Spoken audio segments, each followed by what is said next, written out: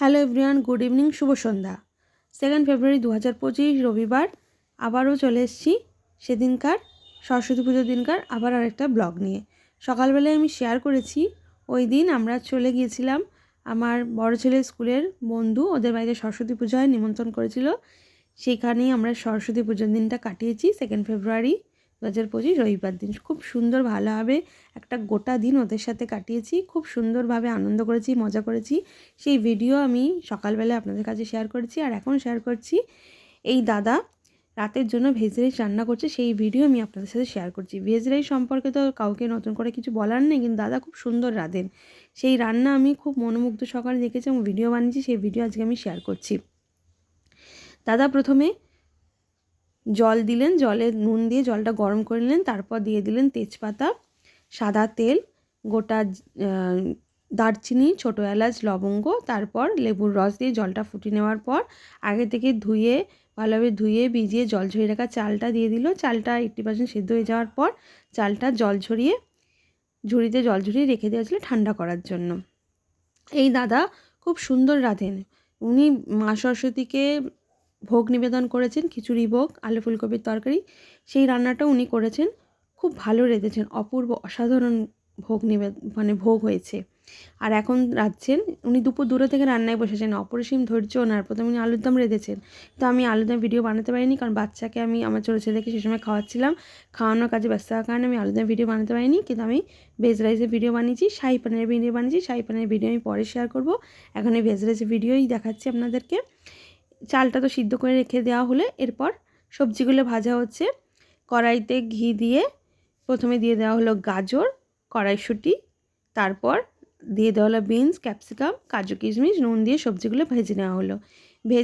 কিছুটা ভেজে সবজিটা তুলে রেখে দেওয়া হলো, কারণ দুক্ষেপে রাইসটা হয়েছে, যেহেতু চালের পরিমাণ অনেকটাই বেশি, তাই একভাবে রান্না করলে তো আর রান্নাটা ভালো হবে না, তাই দুক্ষেপে রান্না হয়েছে। তাই কিছুটা সবজি তুলে রাখার পর কিছুটা সবজির মধ্যে চাল দিয়ে দেওয়া হলো। আগে থেকে সিদ্ধ করে রাখা 80% সিদ্ধ করে রাখা, জল ঝরিয়ে ঠান্ডা করে রাখা চালটা দিয়ে দেওয়া হলো। এবার চাল আর সবজিটাকে ভালোভাবে মিশিয়ে নেওয়া হচ্ছে। ভালোভাবে মিশিয়ে নেওয়ার পর এবার দাদা দিচ্ছে একটু ঘি দিয়ে দিল, যেহেতু আগেই ঘি দিয়ে সবজিটা রান্না হয়েছে, ভিজিয়ে নেওয়া হয়েছে। এবার আর জাস্ট একটুখানি ঘি দিলেন দাদা।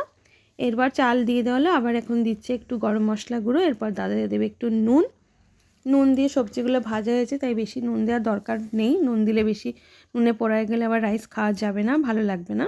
সেই জন্যে দাদা এরপর দেবে একটু নুনের পর আবার একটু চাল দিয়ে আবার একটু গরম মশলা গুঁড়ো, গোলমরিচ গুঁড়ো দিয়ে চালটা নাড়িয়ে নেওয়া হবে। এখানে ঝাল ব্যবহার করা হয়েছে, কিন্তু বেশি ঝাল ব্যবহার করা হয়নি। তাই যেহেতু বাচ্চারা খেতে পারবে তার জন্যই ঝালও দেওয়া হয়েছে, কিন্তু যাতে বাচ্চারা খেতে পারে সেই রকমভাবে ঝাল দেওয়া হয়েছে, যাতে খেতেও খুব সুন্দর হয়, খেতেও খুব স্বাদ হয়।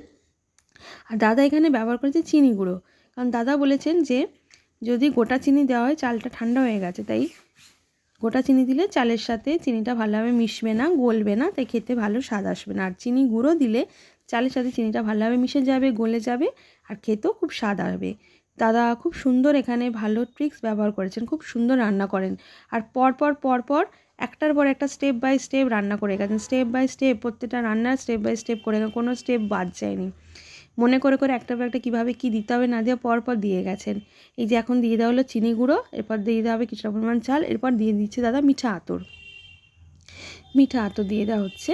মিঠা আতর আবার দিয়ে দেওয়ার পর কিছুটা পরিমাণ চাল দিয়ে আবার চাল সবজি সব কিছুটাকে ভালোভাবে নাড়াচাড়া করে নেওয়া হয়ে যাবে ভেজ রাইস। এভাবে ভেজ রাইস রান্না হয়ে যাবে। ভেজ রাইস রাঁধতে তো সকলেই জানে, কিন্তু দাদার রান্না আমি সত্যি মনমুগ্ধ সহকারে দেখছিলাম। আর সারাটা দিন কীভাবে যে কেটে গেল বুঝতে পারলাম না। দাদার রান্না দেখতে দেখতে বাড়ির সবার সাথে গল্প করতে করতেই দুপুরটা পার হয়ে গেল। দাদা সেই দুপুর 2টো থেকে সন্ধ্যে 6টা অবধি পরপর রান্না করেছেন। প্রথমে আলুর দম, এই এখন ভেজ রাইস হচ্ছে, এরপর হবে শাহী পানির। আমি ভেজ রাইসের ভিডিও করেছি, সেই ভিডিও শেয়ার করছি। এরপর শাহী পানিরের ভিডিও করেছি, শাহী পানিরের ভিডিও শেয়ার করব। সন্ধ্যে 6টা অবধি দাদা রান্না করলেন। আমি দাদাকে সত্যি স্যালুট জানাই, প্রণাম জানাই। অপরিসীম ধৈর্য। সেই সকাল উনি বলেছেন ভোর 4টের সময় উনি ঘুম থেকে উঠেছেন। আগে উনি ঠাকুরের ফুলমালা পুজোর জিনিসপত্র নিয়ে এসছেন, তারপর ঠাকুরের জোগাড় কাজে লেগেছেন, ঠাকুরের কাজকর্ম করছেন, ঠাকুরের ভোগ রেঁধেছেন, খিচুড়ি ভোগ, আলু ফুলকপির তরকারি, তারপর ঠাকুরের যা যা কাজকর্ম উনি করেছেন। এরপর দুপুর 2টো থেকে রান্না বসে পড়েছেন রাতের জন্য। লোক নিমন্ত্রণ করা আছে, লোকে এসে খাবে তার জন্য। আলুর দম, ভেজ রাইস, শাহী পানির, 3টে পরপর একা হাতে করে গেছেন পরপর করে। পাশে তো সবাই আছে সাহায্য করার জন্য। যাই হোক, উনি খুব সত্যিই রেঁধেছেন খুব ভালো, ভোগ রান্নাও করেছেন ভালো, আর এইসব 3টে রান্নাই উনি একা হাতে করেছেন, খুব ভালো রেঁধেছেন। এরপর শাহী পানিরের ভিডিও আমি আপনাদের সাথে শেয়ার করব।